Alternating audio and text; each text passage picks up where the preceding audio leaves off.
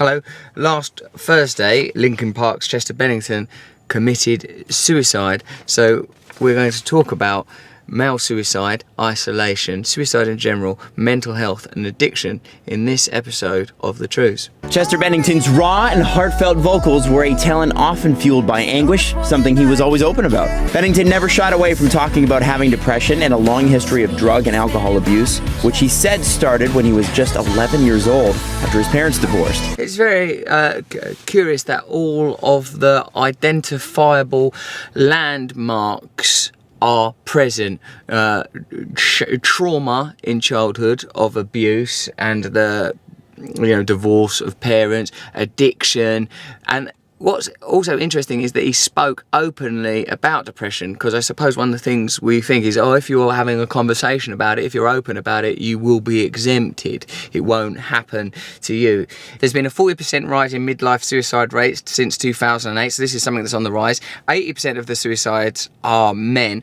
4 out of 10 men have considered suicide. Interesting too, that a lot of people that commit suicide or have feeling suicidal thoughts don't want death, they want life to change. So what I suppose it makes me feel, because I'm, like God, when I think about it, all of the things that Chester Bennington's talking about, addiction, divorce of parents, child abuse, I've experienced all of those things, and I do also publicly talk about like mental health and depression. So it makes me feel, and I'm the right age to be right in the middle of this situation. I suppose we are aware, aren't we, about how vulnerable adolescents are to suicide, and of course there is no particular demographic whose suicide is more sad or more tragic, but it's interesting when a pattern, phenomena or trend seems to emerge. Many are saying that both of these recent suicides point to the idea of disillusionment,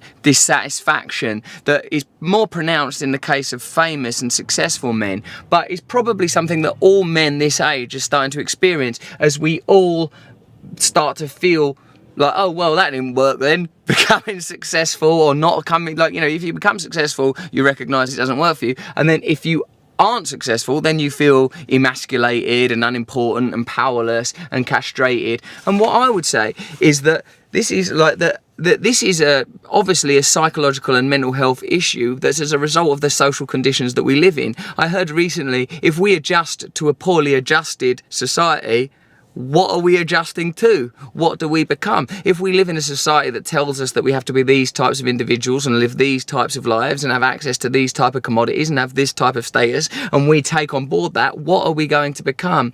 We've lost the ability to have a collective identity, to commune honestly and open with one another, to speak openly about our frailties, our vulnerabilities, our sadness and our pain. And we have not only that, we think that these tensions and distresses can be alleviated through the acquisition of external phenomena.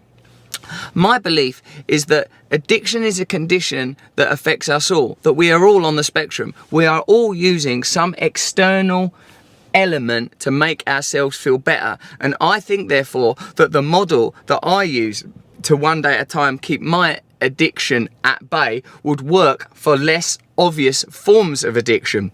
1, admitting that there's a problem. 2, believing that it's possible for things to be better. And 3, asking for and accepting help. These first 3 steps I think are vital. These first 3 steps regularly, continually, constantly worked, I think can make a difference.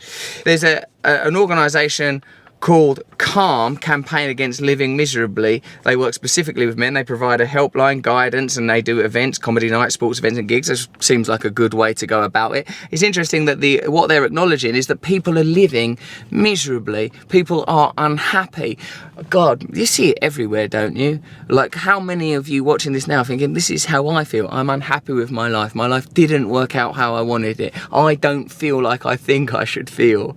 But that idea that of having a concept, an image of how you should feel is, I believe, part of the problem, because how we feel is how we feel, and that's what we have to come to terms with. And the belief that we can change the way we feel, that we can improve, is surely at least one tool in the fight against suicide. If you have hope, you are not going to commit suicide. I suppose suicide is the end of hope, isn't it? It's like, well, I feel this way, it's not going to get better, ta-da. Whether it's David Foster Wallace or Chris Cornell or Chester Bennington or people that are not in the public eye. Of course, it's like, it spawns these kind of videos and this kind of conversation when it happens in public because there's a story to hang it on. But I've spent my whole life around depressed people. I'm not suggesting, I'm hoping I'm not causing it, but like because I'm a drug addict in recovery, because I feel like I had mental health issues when I was a younger man, all of which have been, I believe, dealt with through the methods and techniques and advice and counsel that I get through abstinence-based,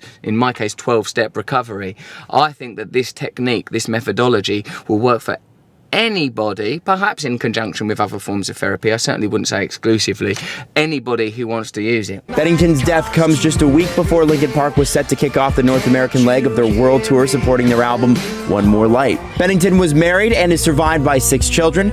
Our thoughts are with his family, bandmates, and fans. When someone has a family, you think, wow, whatever it was he was feeling, it was more powerful than the feelings of obligation that we have to our family and loved ones. Interesting that he was about to go on tour. It seems to me that, who knows, like any speculation is somewhat moot, but I think what's interesting about it is what it says about men, what it says about our ability to communicate, what it says about the inability and ineffectiveness of success of dealing with mental illness, and that if we don't have new ways of communicating honestly and openly about the way we feel in the world, and the inability of the social systems we've set up to deal with being human, unless we make some real fundamental changes, that there'll be more of this alongside all of the other destructive phenomena that we associate with late capitalism. Alienation, of course, which Marx described articulately, that we feel worthless, whether we're cogs in an industrial machine or leading lights in the rock industry. Alienation is something that people are feeling. Worthlessness, despair, loneliness. And what I think is particularly tragic about this is it's preventable. Like many of the demons that stalk us in our current day, whether it's ecological meltdown or economic inequality, these things are preventable. Certainly, Chester Bennington's death was, I believe, preventable because I think with communication, love and openness, less people will commit suicide. I know I've had thoughts of suicide before, and the reason that I've not carried it out is because I've always been fortunate enough to have access to other people to say, yeah, I felt like that, don't do anything dramatic about it, there are other ways, this is temporary, this will go by. So please use the resources that are available to you, like Calm, information accessible here, or talk to one another openly. True News, thank you.